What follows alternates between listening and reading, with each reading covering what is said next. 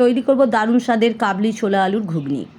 কাবলি ছোলাটাকে 8-10 ঘন্টা ভিজিয়ে রাখার পর সেদ্ধ করে জল ঝরাতে দিয়েছি ছোলা আলু।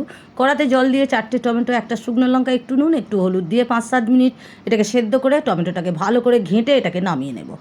কড়াতে আবারও তেল দিয়ে জিরে ফোড়ন দিয়ে আদা, কাঁচা লঙ্কা বাটা, 8-10 কোয়া রসুন থেতো করা, হলুদ, কাশ্মীরি লঙ্কার গুঁড়ো, চিনি এবং ভাজা জিরের গুঁড়ো দিয়ে এটাকে কষিয়ে নিয়ে টমেটো সেদ্ধটা দিয়ে একটু ভালো করে নেড়ে সেদ্ধ করে জল ঝরানো ছোলাটা আলুটা দিয়ে ভালো করে কষিয়ে নিয়ে ছোলা সেদ্ধ করা জলটা আমি ফেলিনি, এটা দিয়ে দেবো, দিয়ে আরেকটু জল দেবো, দিয়ে নুন দিয়ে 8-10 মিনিট ফোটার পর ছোলা আলুটা ভালো করে ঘেঁটে দেবো, দিয়ে গরম মশলা দিয়ে এই যে নামিয়ে নিলাম কাবলি ছোলার ঘুগনি। এর সঙ্গে যদি থাকে ফুলকো লুচি তাহলে তো আর কোনো কথা হবে না। কি বলুন তো, এই যে রান্না সবসময় এক নিয়মে করলে হবে না, একটু নিয়মটা পাল্টে ফেললেই এর স্বাদ অনেক গুণ বেড়ে যাবে।